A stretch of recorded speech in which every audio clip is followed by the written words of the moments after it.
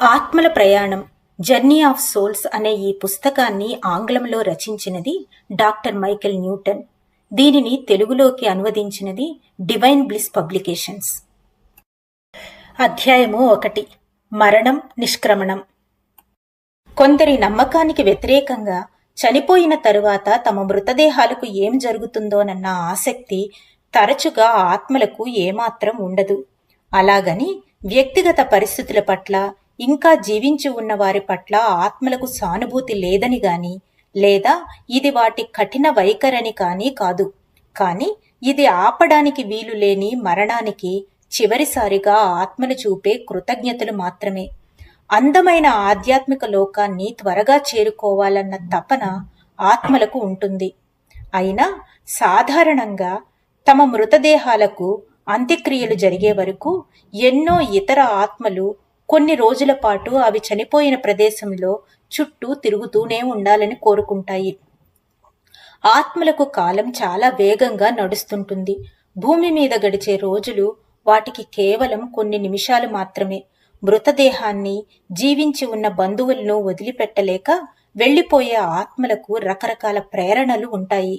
ఉదాహరణకు, హఠాత్తుగా ప్రమాదంలో చనిపోయిన వ్యక్తి ఆత్మ తరచుగా తన శరీరాన్ని వెంటనే విడిచి వెళ్లాలని కోరుకోదు.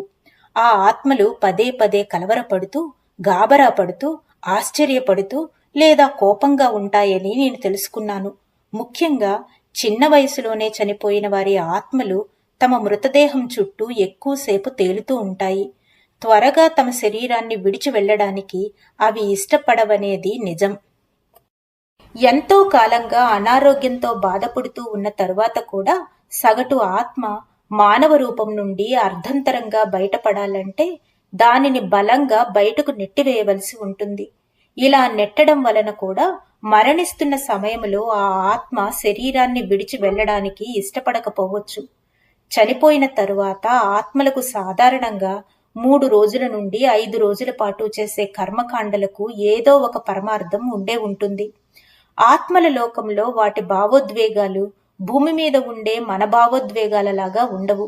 అందుకని చనిపోయిన తరువాత తమ మృతదేహాలకు జరిగే అంత్యక్రియలను చూడాలన్న ఆసక్తి ఆత్మలకు నిజంగా ఉండదు.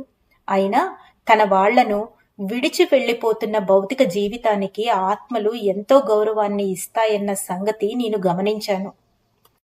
గత కేసులో మనం చూసినట్లుగా చాలా ఆత్మలకు తాము చనిపోయిన చోటును వెంటనే విడిచిపెట్టి వెళ్లిపోవడం ఇష్టముండదు. దీనికి ఒక ముఖ్య కారణం ఉంది. ఆత్మల లోకానికి వెళ్లిపోయే ముందు తమ ప్రియమైన వారిని ఓదార్చి వెళ్లాలన్న కోరికతో అవి అంత త్వరగా అక్కడి నుండి వెళ్లిపోవడానికి ఇష్టపడవు. ఇప్పుడిప్పుడే చనిపోయిన వారు తమ మరణం గురించి అంతగా బాధపడరు. ఎందుకంటే తాము విడిచి వెళ్లిపోతున్న వాళ్లను ఆత్మల లోకంలో బహుశా ఆ తర్వాత జన్మలలోనైనా తిరిగి కలుసుకుంటారని వారికి తెలుసు కాబట్టి.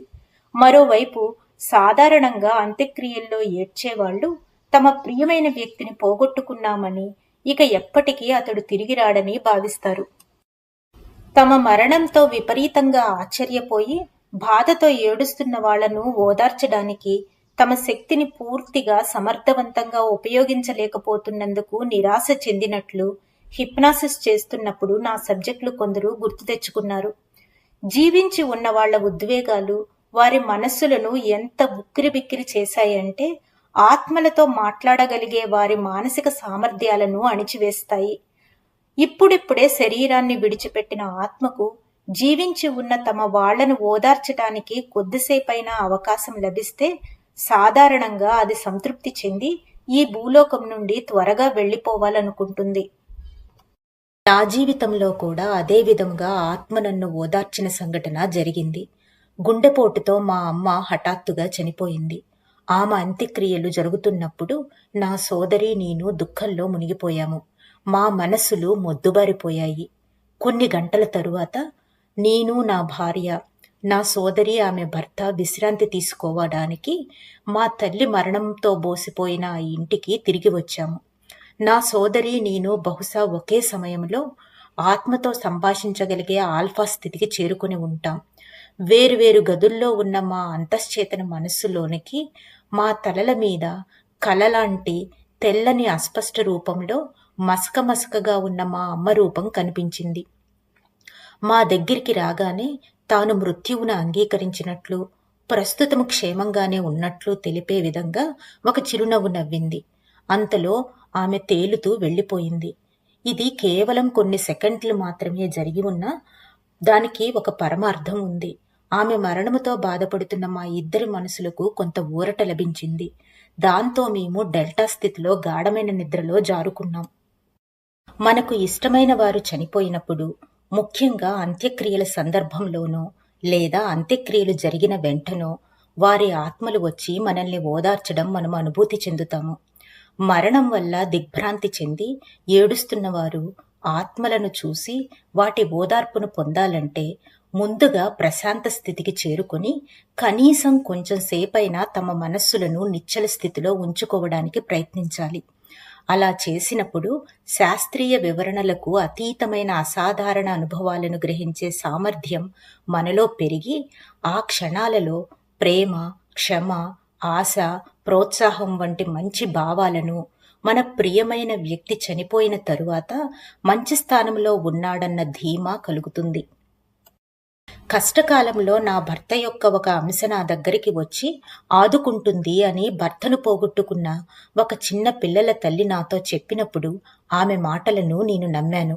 భూమి మీద జీవించి ఉన్నవారు గుర్తు చేసుకున్నంతకాలం చనిపోయిన వారు నిజంగా దూరమైనట్లు కాదని కొందరు చెప్పినట్లుగా, భూమి మీద ఉన్నవారు తమ అంతరాత్మలను ఆ ఆత్మల లోకంతో అనుసంధానం చేసినప్పుడు తాము వారికి సహాయం చేయగలిగామని ఆత్మల రూపంలో ఉన్నప్పుడు నా క్లయింట్లు చెబుతూ ఉంటారు.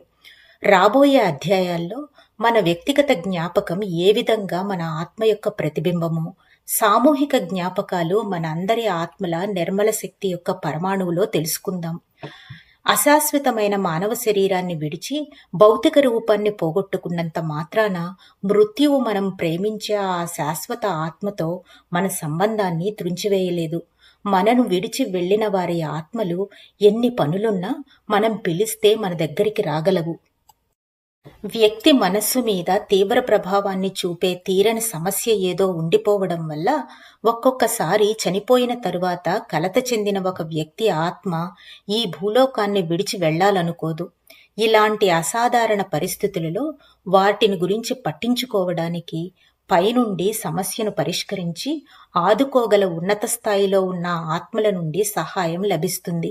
భంగపడిన ఆత్మలు ఈ భూమి మీద కొనసాగడానికి సహాయపడే మార్గాలు కూడా మన వద్ద ఉన్నాయి. దుఃఖంతో బాధపడుతున్న ఆత్మల గురించి చెప్పవలసింది చాలా ఉంది. దానిని గురించి 4వ అధ్యాయంలో ఎక్కువగా తెలుసుకుందాము. కానీ పుస్తకాల్లోనూ సినిమాల్లోనూ దెయ్యాల గురించి గోరంతను కొండంతలుగా చేసి చూపడం ఒక మిస్టరీ. మనము మన మరణం కోసం ఎంత గొప్పగా సిద్ధపడాలి? మనము ఎక్కువ కాలం జీవించవచ్చు, లేదా చిన్న వయసులోనే చనిపోవచ్చు. మనము ఆరోగ్యవంతులుగా జీవించవచ్చు, లేదా అనారోగ్యంతో బాధపడుతూ ఉండవచ్చు. కానీ మనకు తగిన విధంగా మనందరికీ మృత్యువును కలుసుకునే సమయం వస్తుంది.